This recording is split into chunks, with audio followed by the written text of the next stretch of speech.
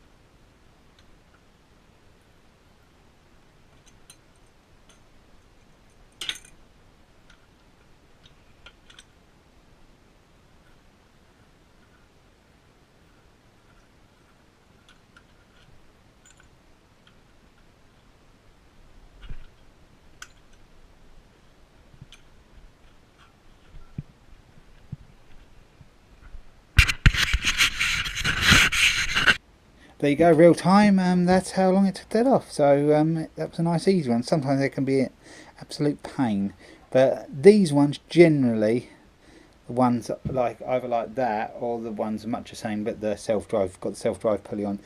They usually come off relatively easy. The old Hater 48s with the big disc on. I've got one somewhere. One I did. I'll show you the disc. Them ones, they are an absolute nightmare to get off. I've heated them to get them off, and it took me ages before, but I have made a bit of a pulling tool now for them, so it does tend to work out a little bit easier. The last few I've took off, so you know, so it depends how long they've been on there and where they've been left outside and that. But as you can see, this one was relatively easy. It's just some old string and that get around the shaft, which is common. So yeah, it's a bit of a dirty engine this is, but that will all clean off with some. I'll use some gunk afterwards and pressure wash it off. But what I'll do, I'll take the key out, and then I'll just see if it's well, it's the best I can to see if it's straight.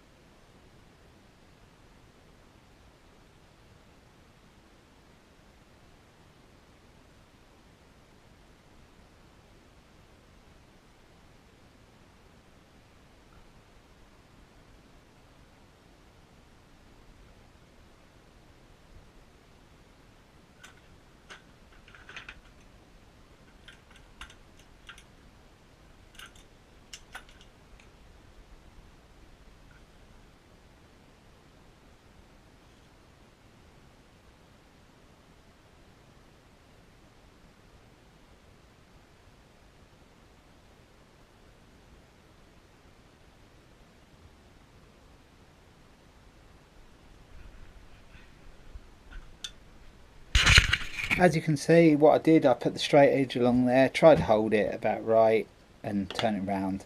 That is the best I can sort of do really. It isn't visibly bent to me. I think it's good, but it's not the most sophisticated way of doing it, but it gives me a good idea whether it's badly bent or anything, and it looks all good to me. So, and like I said, you can usually tell the sign of the mower it come off. If it come off a mower and the deck was all nice and that, I think there could well be something wrong with it, but the deck was rotten, or the whole side of the mower was out, or something like that, or it would have been collapsed or something. It would have been a right old mess anyway, because these come off the old Honda Ecos, which rotted probably as bad as these. So yeah, so I'm quite satisfied with that. That's just the way I do it.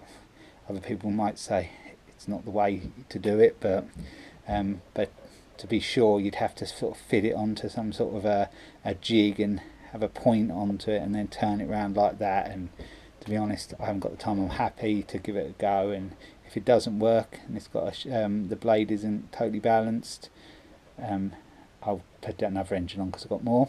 The only other thing I will mention on this one is another thing to check. Well, what I'm going to check is the stop lever, because like if it come off of an HRH or something, not an HRH, an HRX or something like that, but it wouldn't have that on it because they run, you have to stop them. They haven't got the sort of safety stop because they've got the blade brake on. These haven't. So I've had to wire that back, otherwise the engine wouldn't turn. To check it, and I've took the plug out to make things a bit easier so it turns easier. So yeah, that's what I've decided to do there, and I shall probably try and get the other mower in tonight, and I don't know whether I'll get the engine off, but I'll get it in here ready to do it tomorrow. So yeah, I hope I'll just show you that when it comes in, and then I'll end the video there as a part one. Here's the one that's going to have the Honda engine on. That engine there, I've just shown you. I've got it in here, and I noticed when I bought it, the deck's in pretty good condition actually. A few little scuffs along the side. I'll probably just spray it in a little bit when it comes to the springtime, but I'm not going to renovate this deck. Actually, I'll get the light nearer to you where to see better. So yeah, that will clean up quite nicely. Got all the caps with it, which is a good sign. The throttle cable, there's something wrong with that. Oh yeah, you see it's all frayed, and that's what he told me, that I've got one of them, so that's no problem. So yeah, this engine, there's nothing wrong with it. It runs all right, but like I said, by having a Honda engine on, they do does increase the price of what they're worth. So what I should probably do with this is a good engine. So I should probably sell a recoil, because they're quite prone to going wrong, and especially if they've got the old the tank in with the top cover. This one hasn't. You can see it's separate, but the ones that had the tank in with the recoil, when you used to pull it, the tank used to crack, then it used to leak. So people probably are looking out for these separate tanks and separate recoil pieces. So I shall probably sell that. I should probably keep the carb if I ever need one. I might even tuck the engine on a shelf. I'll just see. But I've decided to go with the Honda one for this because I've got quite a lot of these Honda engines. So yeah, that's what I'm going to do. Whether I get it off tonight or not, I don't know. Yep, so that's the plan. I'll leave this as part one. I'm not going to do any more on it tonight. It's getting quite late now and my dinner's ready, so I'll probably shan't come out here again tonight. So yeah, it'll be much the same as that one there. Yeah, I had a look round it, and the handlebars are good, which is good. I haven't got to paint them. All it's going to be is an engine change and a clean up really, and sharpen the blade, and then like I said, in springtime, as with the other one, I'll just give this final clean and service, and then it'll be ready to go. So yeah, but I hope you enjoyed this part one, and I'll be along with part two soon.